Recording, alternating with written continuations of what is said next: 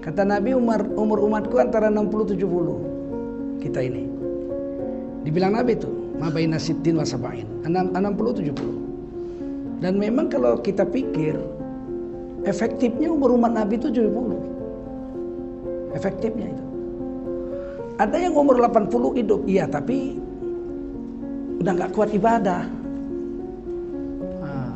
Kadang apalagi model zaman sekarang kita ini, zaman sekarang 80 tahun udah pikun. Jadi memang wal umru qasir, umur kita pendek. Kalau umur kita pendek, ya sebelum mati aja beramal. Kalau udah mati mana bisa lagi in qata'a anhu amaluh. Kalau sudah mati berhentilah amal dari si mati itu. Jadi dalam umur yang pendek, pandai-pandailah meniti buih agar selamat badan ke seberang. Sebenarnya nanti di akhirat yang paling beruntung tuh orang yang banyak amal solehnya di dunia. Demi masa seluruh manusia rugi, kecuali orang yang beriman. Illal ladzina amanu, beriman aja nggak cukup, masih rugi. Wa amilus shalihat, beramal soleh aja masih rugi. Wa tawasau bil haqq wa tawasau bis sabr, berdakwah menyampaikan kebenaran dengan sabar, baru tidak rugi.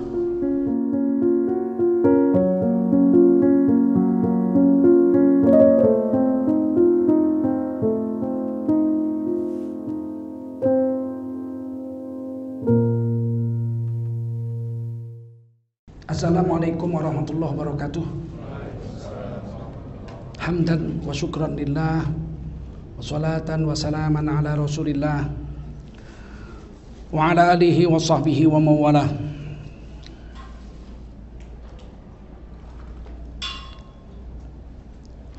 Allahumma salli ala sayyidina Muhammadin wa ala alihi wa sahbihi ajma'in.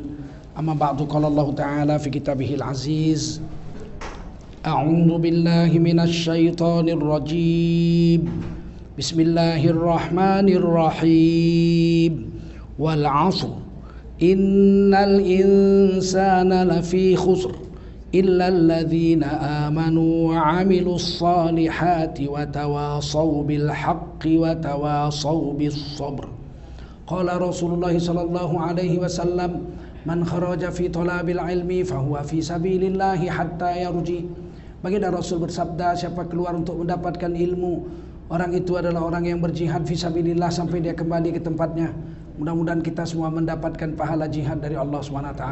Amin. Sadaqallahul azim wa sadaqa rasuluhun nabiyul karim wa nahnu ala dhalika minasy syahidin wasyakirin walhamdulillahi rabbil alamin. Bapak Ibu sekalian yang dimuliakan Allah SWT, khususnya Ananda Dr. Miftah Al-Banjari yang hari ini bersama kita mengaji bersama-sama. Mudah-mudahan Allah mengampunkan dosa kita dan memuliakan kehidupan kita sampai akhir hayat kita. Amin. Kita lanjutkan kitab Minhajul Abidin karya Imam Ghazali rahimahullah ta'ala. Wa zamanu sa'bun wa amruddin mutaraji' wal faraghu qalilun wasyughlu katsirun wal umru qasirun. Hari ini kita bahas tentang umur pendek, ya. Wal umru qasirun. Dalam beramal di dunia umur kita pendek sekali. Kita tidak seperti orang-orang dulu. Kalau orang-orang dulu seperti Nabi Nuh, umurnya 900 tahun, terjadi badai, masih hidup 50 tahun lagi. Jadi 950 tahun. Panjang sekali mereka, sholatnya lama, puasanya lama. Malah satu riwayat ditulis oleh Imam Ibnu Katsir, Nabi Nuh itu puasa tiap hari. Kalau Nabi Dawud kelang-kelang hari. Berapa lamanya beliau beribadah kepada Allah SWT. Nabi Ibrahim dikabarkan umurnya 200 tahun. Khitan umur 120 tahun. Oh, Nabi Ibrahim. Ada riwayat katakan 80 tahun beliau khitan. Ada yang bilang, kalau Ibnu Hibban bilang 120 tahun, beliau khitan sendiri, potong sendiri. Ada yang berani? Beliau khitan umur 120 tahun sendiri, khitan sendiri. Masya Allah. Orang-orang dulu panjang-panjang umurnya. Jadi ibadahnya banyak. Kalau kita di sini bilang wal umru qasirun, umur pendek. Kata Nabi umur umatku antara 60-70. Kita ini. Dibilang Nabi itu, ma baina sittin wa sab'in, 60-70. Dan memang kalau kita pikir efektifnya umur umat Nabi itu 70. Efektifnya itu. Ada yang umur 80 hidup, iya, tapi udah nggak kuat ibadah. Kadang-kadang apalagi model zaman sekarang kita ini, zaman sekarang 80 tahun udah pikun. Letak kacamata aja dia marah-marah. Mana kacamata? Ini sini kacamatanya nih. Gimana dia mau ibadah lagi udah kayak gitu. Saya tanya lah, ada yang umur 80 nih yang hadir ngaji malam nih? Gak ada. 90 ada gak?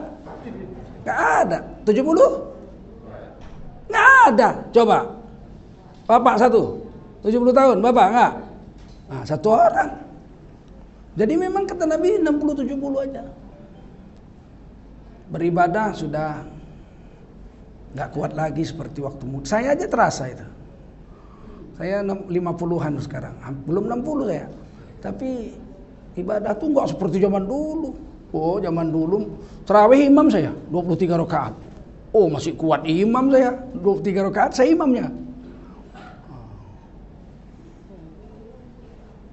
Saya baca Sapi Hisma dengan hal ataka, sholat isya, ditepuk bahu saya. Tancap dikit bos katanya. Kepanjangan sama dia. Aduh. Jadi memang wal umru qasir, umur kita pendek. Kalau umur kita pendek, ya sebelum mati aja beramal. Kalau udah mati mana bisa lagi. In qata'a anhu amaluh. Kalau sudah mati berhentilah amal dari si mati itu. Anda bisa sholat lagi udah mati, nggak bisa lagi zikir udah mati, nggak bisa lagi puasa. Kalaupun bisa nggak ada manfaat, nggak nambah pahala.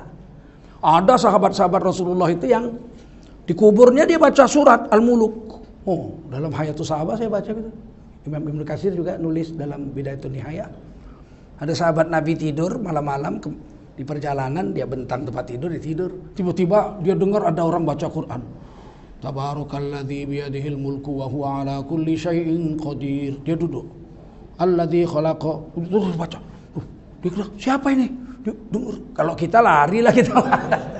Malam-malam sendirian dengar orang baca Quran dari dalam tanah, kalau kita loncat lah. Dia enggak, dia duduk, dia dengerin sampai habis itu surah Al-Muluk dibaca. Besok paginya dia jumpa Rasul. Sampai Madinah dia bilang tadi malam, saya tidur ada orang baca surah Al-Muluk. Habis 30 ayat itu dibaca dari dalam tanah. Takjub sahabat ini. Kata Nabi, itu orang dulu waktu hidup tiap malam baca Tabarakalladzi itu. Dan dia berdoa kepada Allah, kalau mati izinkanlah aku tetap membaca surah Tabarak ini setiap malam di dalam kuburku. Saking cintanya dia dengan surah Al-Muluk itu, Allah beri kepadanya satu nikmat, dia bisa baca tiap malam dalam kubur, tapi nggak menambah pahala. Ibadah itu dihitung waktu hidup. Kalau udah mati nggak dihitung lagi, kecuali amal jariah yang dia buat.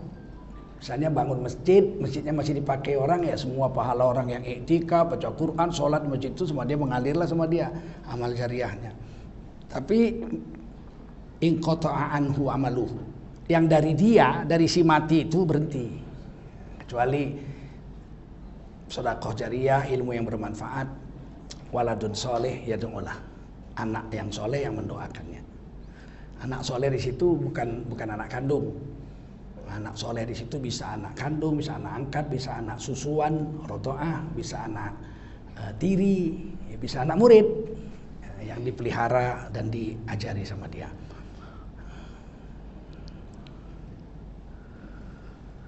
Kematian itu pasti. Kullu nafsin dha'iqatul maut. Setiap yang bernyawa mesti mati.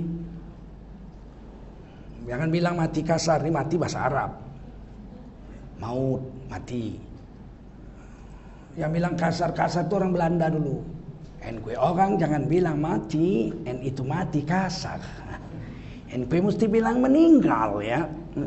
Meninggal nggak jelas meninggal apa. Meninggalkan anak, meninggalkan istri, meninggalkan kampung, meninggalkan pekerjaan. Banyak artinya meninggal. Tapi kalau mati satu aja artinya. Nyawamu pedot, mati. Nyawamu dicabut, matilah kau. Nggak ada yang lain artinya mati itu. Nah, jadi dan mati itu bahasa Arab. Allah pakai kata maut, mati. Nabi juga idza mata ibnu Adam, kalau mati, kalau telah mati anak Adam, nah, pakai mati juga. Kita sholat pun baca inna sholati wa nusuki wa mahyaya wa mamatiya. Coba tukar besok. Inna sholati wa nusuki wa mahyaya wa meninggal gitu kan. Batal sholatnya. Jadi jangan bilang-bilang kasar. Nah, Allah katakan kullu nafsin dha'iqatul maut. Yang hidup mesti merasakan mati. Tidak peduli jin, manusia kah, hewan kah, iblis kah, malaikat kah. Malaikat mati. Malaikat maut mati.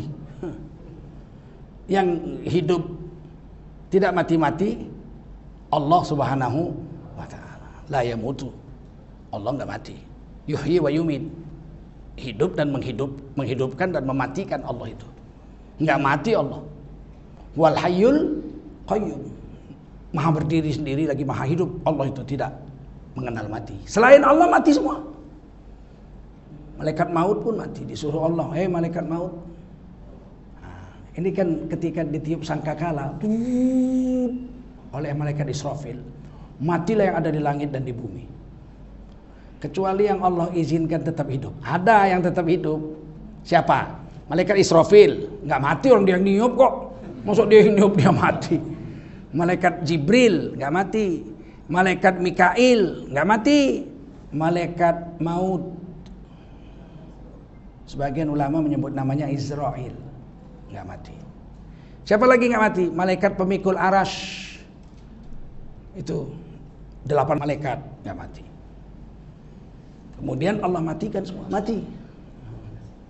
Jibril mati, Mikail mati, pemikul arash mati, mati semua. Kecuali malaikat maut. Israfil mati, tinggal malaikat maut. Nah, kata Allah, sekarang kau cabut nyawamu sendiri. Ya. Kata malaikat maut, saya cabut sendiri nyawa. Cabut sendiri nyawa. Malaikat maut pergilah ke satu tempat, dicabutnya nyawanya pelan-pelan. Jerit kesakitan. Sepelan mungkin dia cabut, sakit. Akhirnya malaikat maut bilang, ya Allah, saya nggak mampu cabut saya nyawa sendiri. Sakit. Kalau tahu saya sakitnya seperti ini, saya nggak akan cabut nyawa-nyawa para nabi dan para rasul. Nggak tega saya, orang-orang soleh nggak berani saya cabut. Kalau tahu saya sakitnya mati seperti ini, padahal saya udah cabutnya pelan-pelan, sakit. Siapa yang bisa nyabut kuku sendiri coba? Pelan-pelan, makin pelan makin sakit. Baru Allah katakan matilah kau malaikat maut, mati. Tinggal Allah sendiri. Siapa yang hidup sekarang kata Allah? Tidak ada yang hidup kecuali Allah. Sesuatu mesti mati. Bagi kita orang Islam, mati itu jembatan emas menuju kehidupan yang lebih baik dari alam dunia ini. Kalau kita mati, wa innama tuwaffawna ujurakum yaumal qiyamah. Hanya saja dengan mati itu kami Allah ingin melipat gandakan pahalamu di hari kiamat.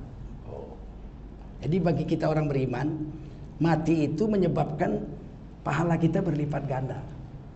Jadi nggak ada rugi-ruginya. Dosa stop, nggak bisa lagi zina, nggak bisa lagi mabuk, nggak bisa lagi mencuri. Tapi agak pahala hidup jalan terus.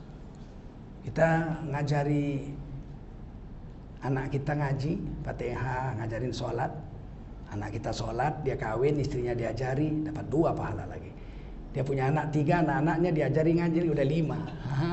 Anaknya punya cucu lagi 7. Wah, udah 12. Dan seterusnya udah semua beranak-beranak itu. Sehingga dia nanti akan terkejut di hari kiamat. Melihat amalnya sendiri, nggak percaya dia. Iqra, kita baca kitab. Saya nggak pernah bisa baca Quran sampai mati ya Allah. Kenapa ini ada khatam Quran, setiap hari sekian juz, Dari mana ini? Kamu pernah membangun madrasah tahfizul Quran. Dari semua anak yang ngaji situ, yang menghafal Quran, yang mengulang bacaannya semua itu sama kamu pahalanya semua tanpa mengurangi pahala orang itu. berlipat-lipat ganda di hari kiamat.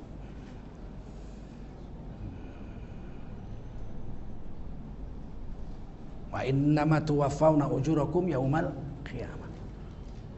Faman zuhziha 'anil nar, siapa nanti di hari kiamat selamat dari neraka, wa udkhilal jannah, dan dimasukkan ke surga di hari kiamat, faqad faz, orang itu telah sukses. Jadi kesuksesan di akhirat cuma satu aja. Selamat dari neraka, masuk surga. Itulah kesuksesan di akhirat. Satu aja, nggak ada dua, nggak ada tiga, nggak ada empat, nggak ada lima. Biarpun kita gembel, hidup di dunia ini gembel, miskin, melarat sampai mati, tapi di akhirat selamat dari neraka, masuk surga. Faqad faz, orang itu telah sukses.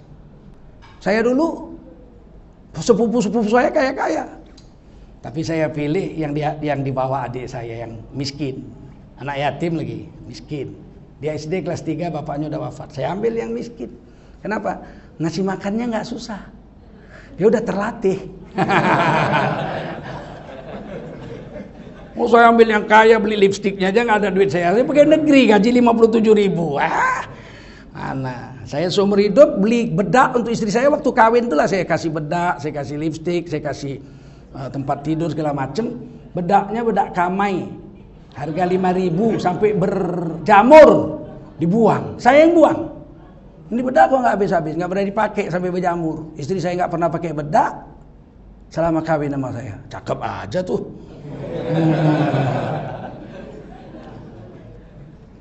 Kesuksesan di akhirat hanya satu, selamat dari neraka, masuk surga.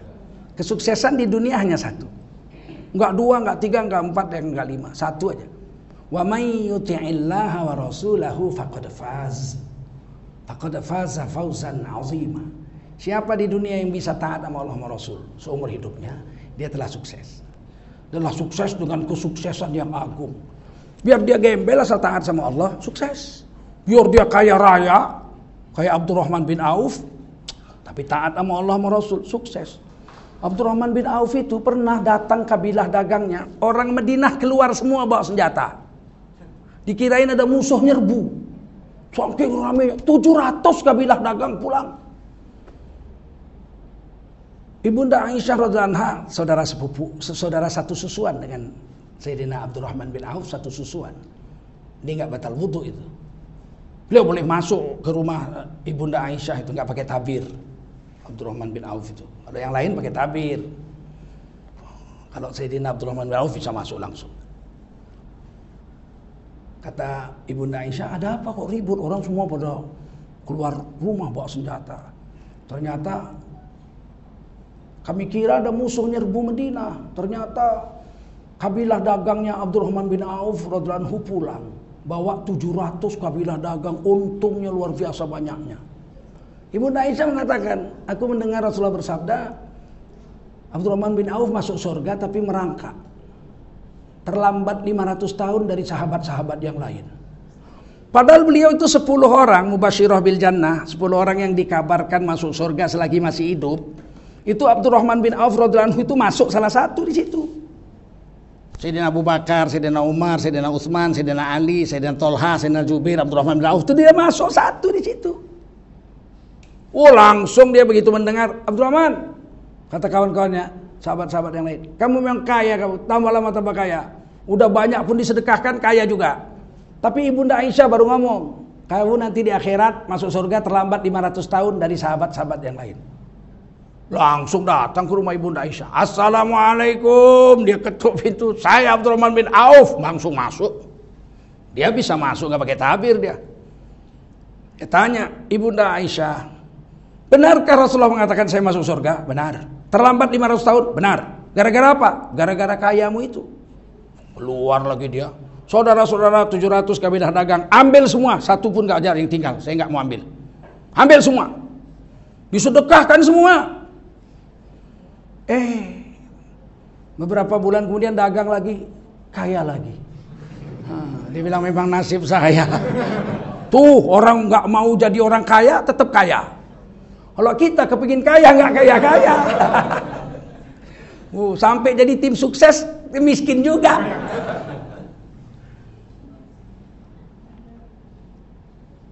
Nabi Sulaiman pun begitu. Kata Nabi Muhammad SAW, Nabi Sulaiman terlambat masuk surga dibandingkan rasul-rasul yang lain. Karena Nabi Sulaiman kaya raya, raja lagi. Padahal beliau makan itu nggak pernah tambah. Beliau makan sederhana, seperti yang dimakan rakyatnya yang miskin. Walaupun dia raja, dia kaya, tapi dia makan sangat sederhana. Itu pun terlambat dibanding nabi-nabi yang lain. Gara-gara kayanya.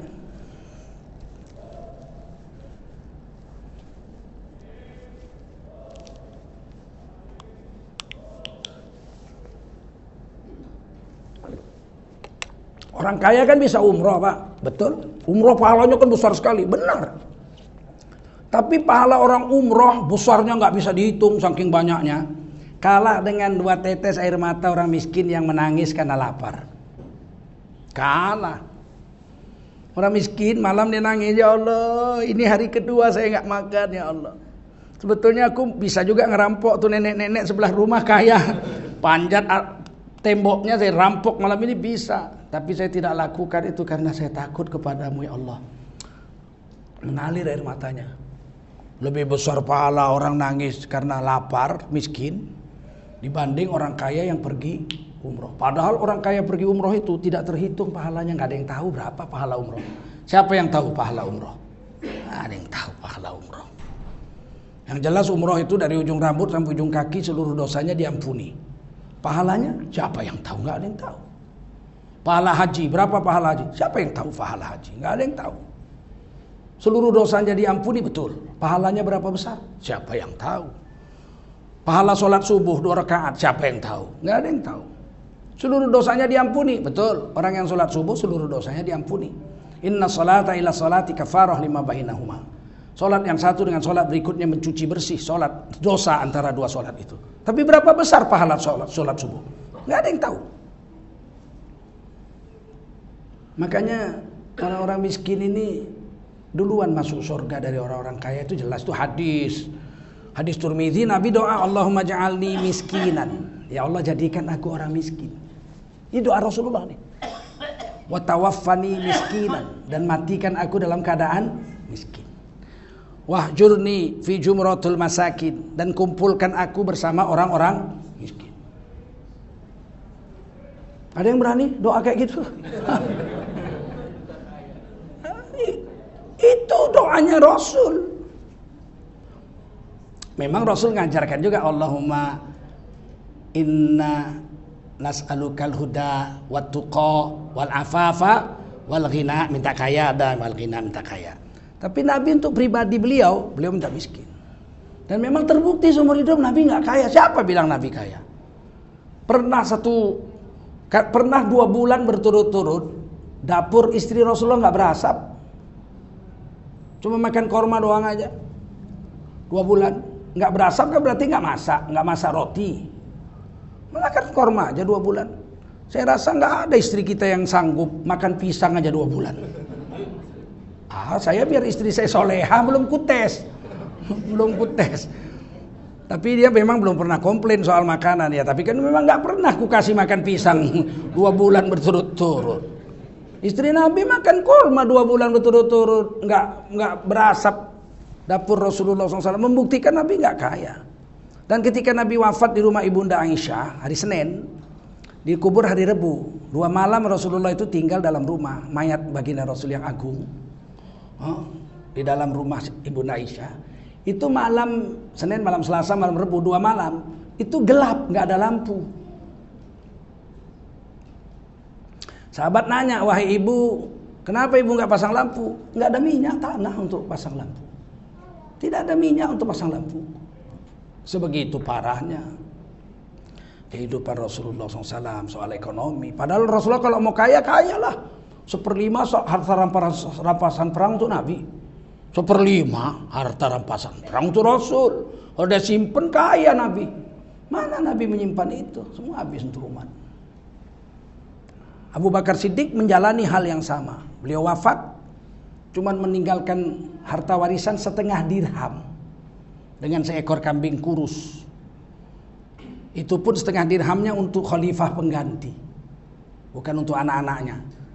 Nah, diserahkanlah Umar bin Khattab jadi khalifah. Ini warisan dari Abu Bakar Siddiq. 1/2 dirham. Nangis Umar bin Khattab. Ya Allah, wahai Abu Bakar, engkau telah membuat satu jalan yang terlalu sulit untuk kulalui. Sampai Umar bin Khattab bilang gitu, terlalu sulit untuk kujalani. Contoh yang kau berikan 2 tahun ini, khalifah hartanya cuma 1/2 dirham. Itu pun bukan untuk anaknya, untuk khalifah pengganti. Alhamdulillah Umar bin Khattab jadi khalifah, wafat, malah meninggalkan utang 50.000 dirham.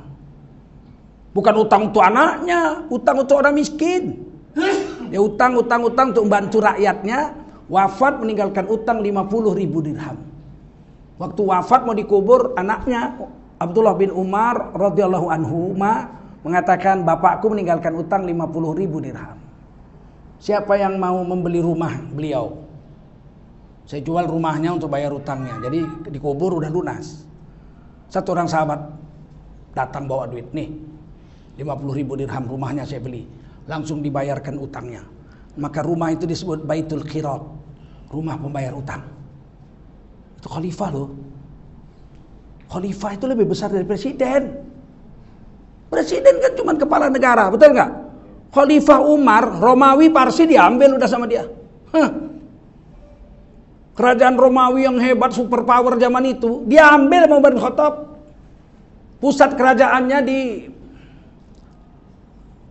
Palestina, diambil. Kunci Masjidil Aqsa diambil sama Umar bin Khattab. Kurang kaya apa? Parsi habis. Terbunuh Raja Parsi, superpower cuma 2 waktu itu, Romawi dengan Parsi habis zaman Umar bin Khattab. Anak gadisnya diambil 3 jadi tawanan perang, rajanya mati. Anak gadisnya 1 diambil sama Sayyidina Ali. Budak tawanan perang, budak diambil sama anak Sayyidina Ali, Sayyidina Husain radhiyallahu anhu, diambil jadi istri. Itulah anak-anaknya itu yang diangkat jadi imam-imamnya orang Syiah. Karena memang istrinya Sayyidina Husain orang Parsi. Sayyidina Hasan kenapa anaknya nggak diakui? Nah, anaknya orang Arab. Syiah ini kan dia merasa paling hebat karena istri Sayyidina Husain itu orang Parsi. Anak Raja Parsi diambil. Satu lagi diambil oleh Abdullah bin Umar radhiyallahu anhu. Dijadikan istri juga, dibebaskan dari budak, dijadikan istri. Orang yang menguasai Romawi Parsi wafat meninggalkan utang 50.000 dirham. Mana bisa kita contoh itu? Tiba-tiba zaman sekarang ada yang bilang presiden kita kayak Sayyidina Umar. Umar Bakri mungkin.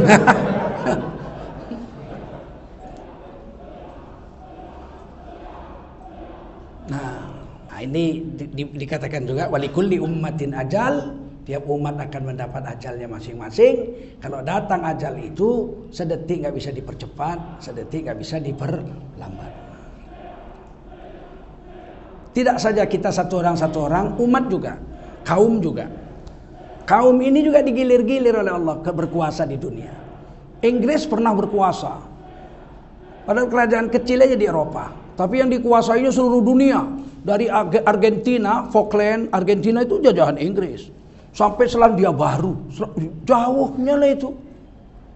Australia, Selandia Baru, sampai Amerika Latin, itu jajahan Inggris.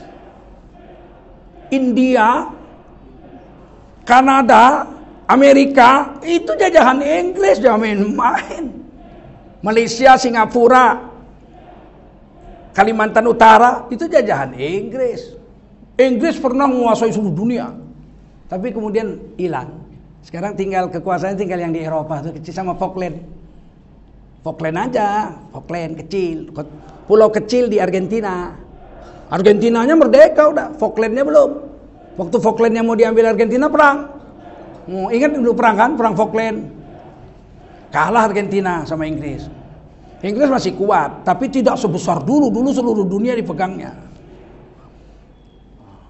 Habis masanya. Sekarang Amerika. Wah, Amerika berkuasa. Seluruh dunia dolar Amerika. Ya nggak lama lah. Allah Maha Kuasa. Dia akan bergilir-gilir. Jepang pernah menguasai Asia Tenggara, sekarang habis, tinggal Jepang kecil. Sekarang Jepang menurun. Teknologinya sudah mulai diimbangi dengan Korea Selatan.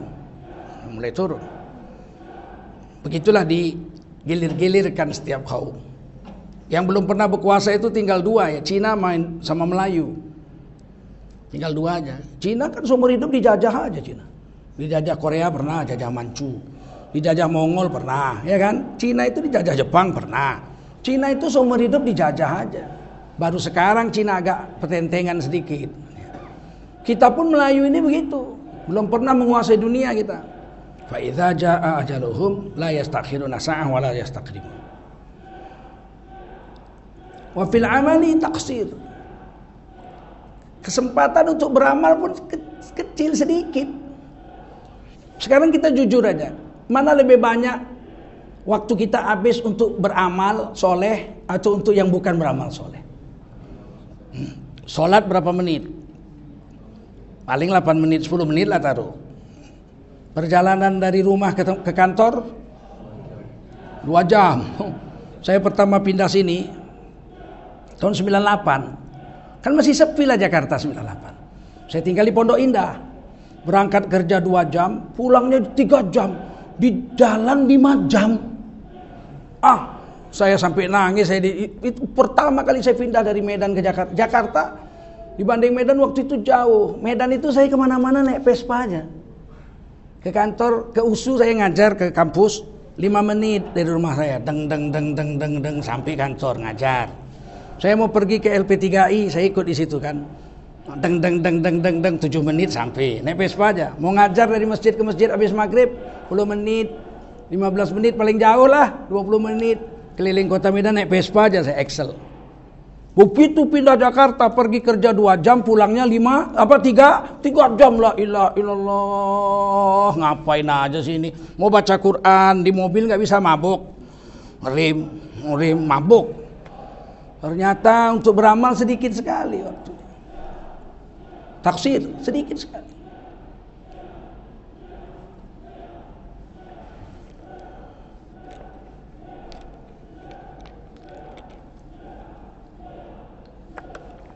Setelah ada BlackBerry, wah orang baca BlackBerry aja, nggak baca Quran lagi. Sekarang ada WhatsApp, orang baca WhatsApp. Saya WhatsApp males saya bacanya. Kalau dibaca ribuan sehari, males saya. Mengganggu sekali bagi saya sudah, nggak ada waktu untuk itu. Patutlah ulama-ulama besar nggak punya WhatsApp. Nggak ada waktu dia untuk bermain-main dengan itu. Baca Quran 1 hari 1 juz saja sekarang susah. Yang membanggakan saya di kereta api, saya lihat di bus ada anak-anak muda yang sambil bergantungan gitu baca Quran. Itu nggak terjadi zaman saya muda itu. Nggak ada zaman saya muda, mana ada Quran kecil, nggak ada. Zaman saya muda Quran kecil itu 1/4 folio, segini, kurang sedikit. Itu nggak bisa dikantongi, tebelnya segini tebelnya. Mana bisa dikantongi. Saya kuliah Quran saya bawa dalam tas kain, Qurannya di situ karena tebel nggak bisa dikantongi. Baru bisa mulai mengantongi Quran tuh tahun 90-an ya, 90-an lah. CP Diponegoro Bandung mengeluarkan Quran setebel ini, pakai sarung kulit, pakai serating, warnanya hijau biru gitu. Itu tahun 90-an baru bisa ngantongi Quran itu. Sebelum itu dibawa dalam tas Quran. Sekarang anak-anak muda Quran sebesar ini ada sekarang. Saya lihat anak-anak muda itu sambil gantung di bus, saya lihat gitu dari mobil. Hebatnya. Iri hati kita lihatnya, ya Allah. Zaman saya nggak terjadi itu, nggak ada anak muda baca Quran zaman saya. Penghafal Quran seperti sekarang anak-anak kecil menghafal, zaman saya mana ada. Di sekota Medan cuma 3 orang, guru saya semua 3. Umurnya pun udah 60, 80, 90. Sekarang saya pulang ke Medan tuh, pesantren sebelah rumah saya ada 100-an anak. Liburnya dia jam 11 ke jam 12 dia tidur. Menunggu zuhur mereka tidur. Penghafal Quran itu 100 orang murid saya laki-laki, 25 orang perempuan. Ya, itu asal saya ke pesantren laki-laki, wah, Masya Allah. Sungguh bahagianya zaman sekarang dalam usia yang pendek banyak anak-anak yang menghafal Quran. Di masjid juga ada pesantren-pesantren penghafal Quran itu. Kelas-kelas menghafal Quran di masjid. Yang dulu tidak terjadi seperti itu. Jadi dalam umur yang pendek pandai-pandailah meniti buih agar selamat badan ke seberang. Sebenarnya nanti di akhirat yang paling beruntung tuh orang yang banyak amal solehnya di dunia. Demi masa seluruh manusia rugi, kecuali orang yang beriman. Illal ladzina amanu.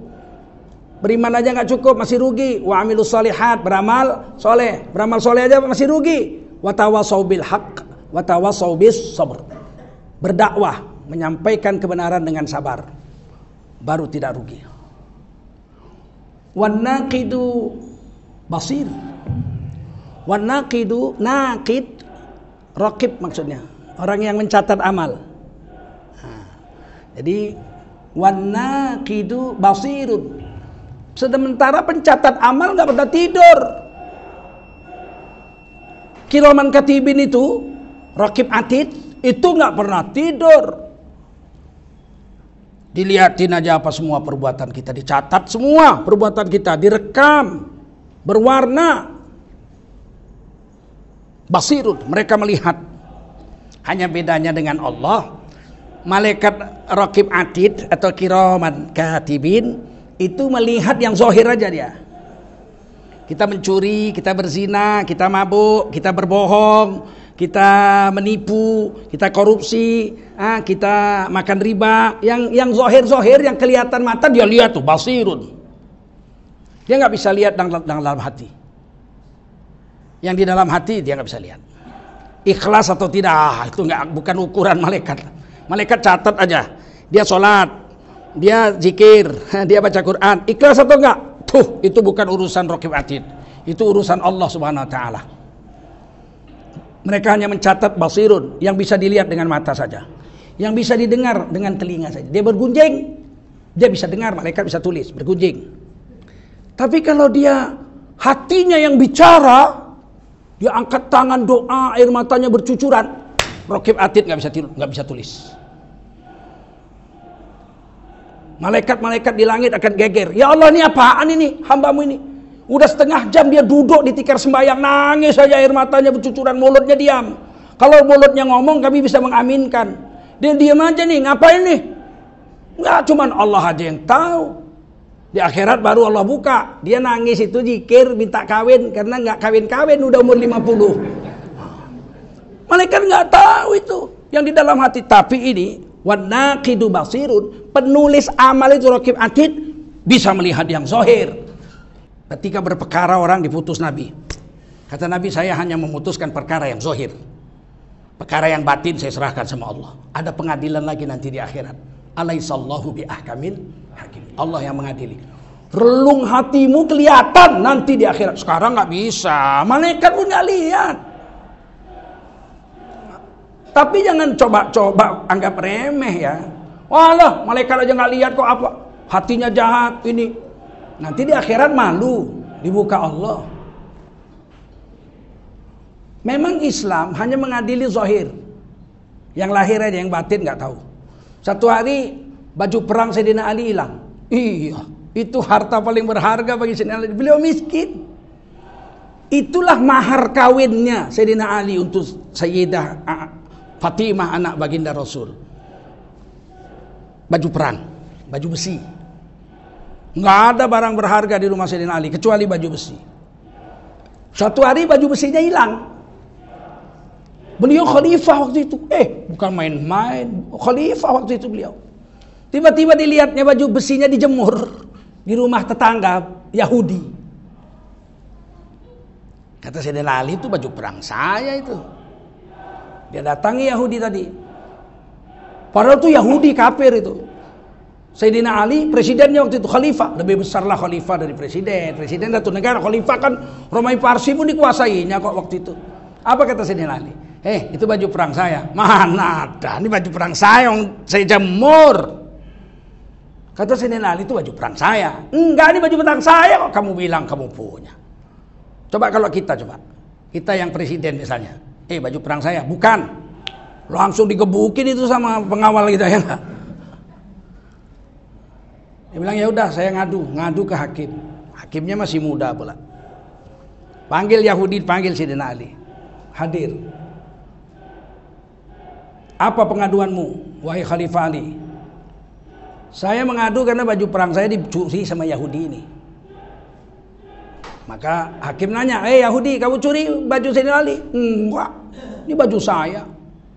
Kamu yang mengklaim bajumu dicuri, kamu wajib memberikan 2 bukti dan saksi. Al-hukmu qoblal bayan zulmun. Menghukum orang gak ada bukti, gak ada saksi, zalim. Jadi sekarang Sayyidina Ali yang nuntut, Sayyidina Ali beri 2 bukti dengan saksi. Bisa gak? Kata Sayyidina Ali, ada buktinya. Mana buktinya? Pinggang sebelah kiri bekas tebasan pedang waktu perang Khaybar. Nih, sebelah kiri. Diambil baju besinya nih, sebelah kiri nih. Waktu saya perang di Khaybar ini kena bacok. Kata Yahudi tadi, saya bisa beri 10. Saya bisa tunjukkan 10 baju perang yang sebelah kirinya kena bacok. Oh, namanya baju perang, mesti ada kena bacok. Akhirnya apa kata hakim? Baju perang ini milik Yahudi. Sayyidina Ali pulang, kalah. Pulangnya sama Yahudi bareng-bareng. Yahudi meluk itu baju besi. Cuman segitu doang ya Islam. Begitu aja, cuman segitu doang Islam. Iya memang begitu. Kamu kalah, padahal kamu presiden di sini, khalifah di sini. Iya kalah saya, memang kalah. Karena saya nggak bisa menghadirkan saksi dan bukti bahwa kamu mencuri baju besi saya. Terus sekarang baju besi ini saya punya, memang kamu punya. Karena pengadilan dunia saya kalah. Supaya ente tahu ya, ini baju besi ini memang kamu punya. Memang saya curi. Ternyata cuma sampai segitu aja pengadilan Islamnya. Memang. Saya hanya bisa membuktikan yang zahir. Hakim pun memutuskan yang zahir aja. Perkara yang tersimpan di hati, relung-relung hati itu yang tahu hanya Allah. Jadi kami sampai situ aja. Tapi ingat, nanti di akhirat kau sama aku jumpa di pengadilan Allah. Allah punya rekaman yang gak bisa kau bantah. Pada saat itu yang relung-relung hatimu pun dilihatkan di situ. Gemetar Yahudi itu. Dia bilang, iya deh, saya pulangin dah. Nggak apa-apa, ambil aja, orang sudah kalah pengadilan. Nggak apa, saya pulangin, saya ngaku dah, ini memang saya curi. Begitu, Islam tuh yang begitu.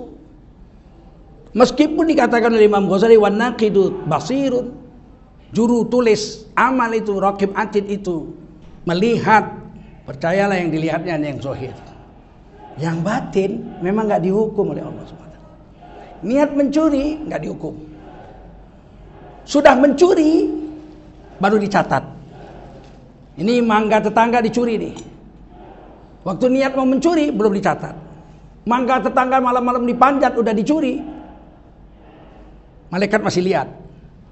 Dikupas, malaikat masih lihat. Dipotong-potong, malaikat masih lihat. Dimakan baru ditulis nyolong mangga 1. Dosanya 1. Besok pagi nyesel.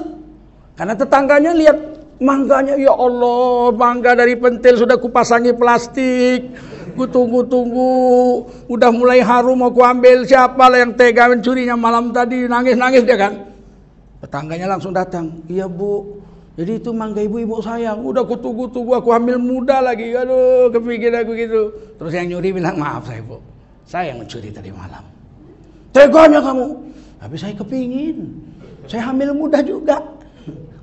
Terus kata ibu yang punya mangga, terus gimana? Ya saya minta maaf bu, kalau ibu maafkan, kalau ibu nggak maafkan saya bayar. Mangganya saya carikan mangga lain atau saya bayar. Sudahlah, kata yang punya mangga, saya maafkan. Lain kali jangan mencuri, kalau kepingin minta. Malaikat langsung tulis, pahala 10 karena minta maaf, dikurang dosa 1, masih untung 9. Jadi malaikat hanya lihat yang zahir saja dan menghukumi yang zahir. Tapi ingat Allah melihat relung-relung hati kita yang ada. Demikian saja. Wal ajalu qarib, sedangkan ajal sangat dekat menanti kita. Panjang angan-angan mau ini, mau itu, mau itu, mau itu, mau ini, mau itu. Kalau datang malaikat maut dicabut, habislah semua angan-angan kita. Demikian saja, kita sambung setelah sholat Isya. Assalamualaikum warahmatullahi wabarakatuh.